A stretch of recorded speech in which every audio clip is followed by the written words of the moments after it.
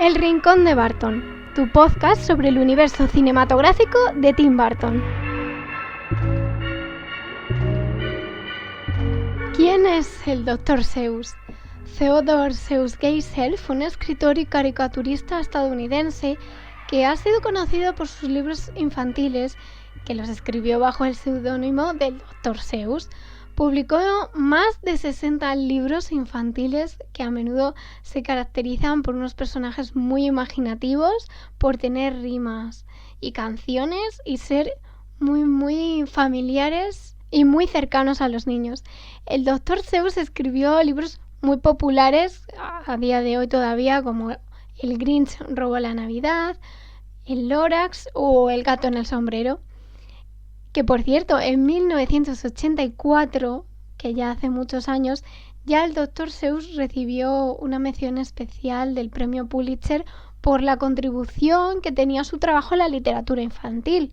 En la Universidad de Dartmouth se unió al periódico de la universidad y llegó a ocupar incluso el cargo de editor jefe. Sin embargo, hubo una especie de problema porque había ley seca en esa época y los jefes se enteraron de que había sido uno de los que había convocado una fiesta clandestina. Por lo tanto, le echaron.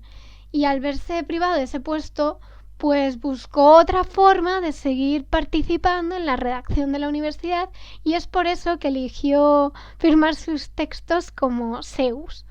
Después entró en la Universidad de Lincoln, en Oxford, buscando ese doctorado en literatura. Luego se casó en 1997 con su esposa Helen y por lo tanto no acabó la carrera como él quisiera y acabó regresando a los Estados Unidos sin haber obtenido el título.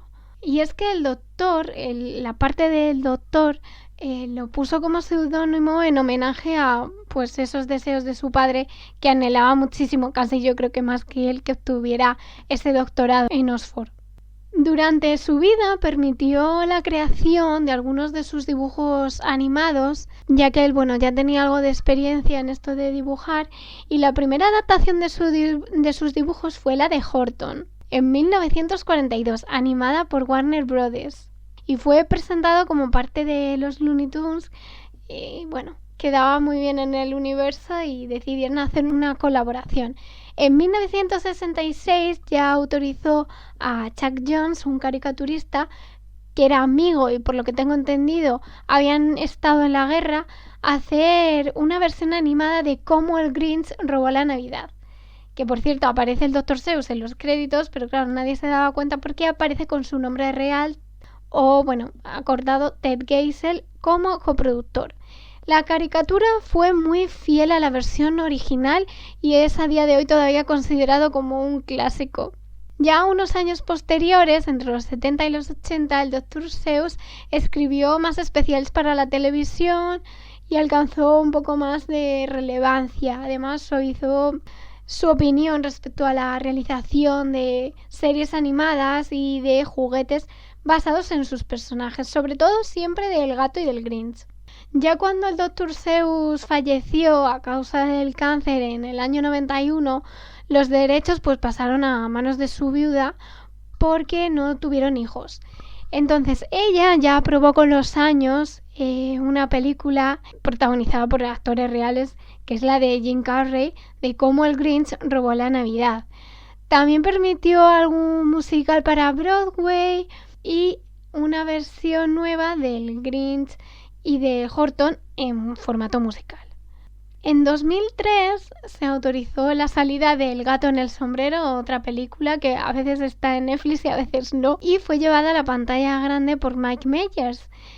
Lo que pasa es que a la mujer del Dr. Seuss no le gustó mucho la versión que habían hecho, ya que encontraba muchas diferencias y no le gustaba mucho la adaptación y el tono que le habían dado.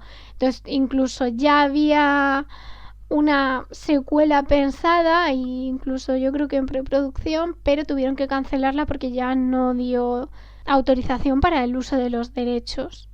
En 2008 se estrenó la película de Horton, una animación por ordenador que incluso también le vuelve a poner la voz Jim Carrey. Y en 2012 también salió otra película basada en el libro del Lorax. Son películas preciosas que de verdad que tenéis que ver. Son las más famosas. Suelen estar en Netflix durante bastante tiempo. Lo que pasa es que hay otras veces que he podido mirar e investigar a ver si seguían y a veces no. Actualmente siguen, incluso hay 2 series animadas más de un famoso cuento que en América es mucho más famoso, de huevos con jamón, si no recuerdo mal, y la del Grinch. Tengo que verlas, están pendientes, pero las veré porque me parecen súper bonitas y siguen teniendo esa caricatura original que le da tanta personalidad y son tan diferentes a lo que estamos acostumbrados incluso a día de hoy, y eso que son muy antiguos. Los personajes que encontramos en el Dr. Seuss son también un poco outsiders, como los que encontramos en las películas de Tim Burton, que obviamente por eso hablamos del Dr. Seuss, porque es una de las influencias que tuvo él durante la infancia o la adolescencia, e incluso yo diría que aún día siguen siendo influencia para mucha gente y para muchos artistas.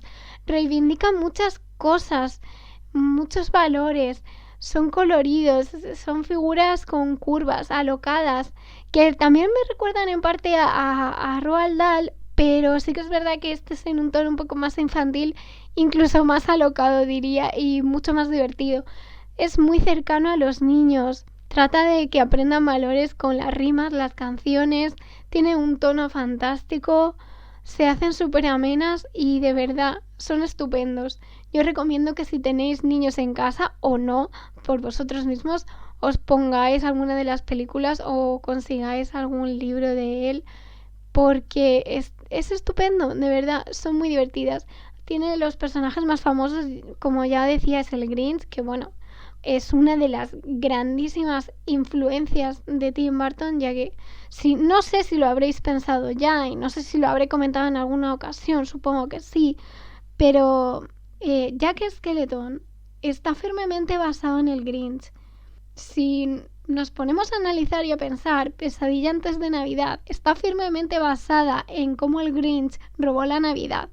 Y yo creo que si no te habías dado cuenta, una parte de ti seguro que en el subconsciente ya lo sabía. Solamente que ahora, si te fijas en los pequeños y grandes detalles que tienen las 2 películas, podrás ver la conexión y los paralelismos que tienen. Además, vienen épocas bastante chulas para ver estas películas y para disfrutarlas, ya sea con los niños, con los abuelos, con cualquier persona. Lo vais a pasar muy bien, de verdad. Sobre todo si ya os gusta este tipo de cuento y este tipo de literatura, que a veces dice infantil, pero transmite unos valores que a veces necesitamos también recordar, como es en el caso del Lorax, que habla mucho sobre el clima, el medio ambiente y todo el daño que le estamos haciendo a la Tierra. Espero que os haya gustado, comentadme si ya conocíais todos estos datos sobre el Dr. Seuss o no en los comentarios de iVoox, en YouTube y por supuesto en nuestra cuenta de Twitter Rincón de Barton.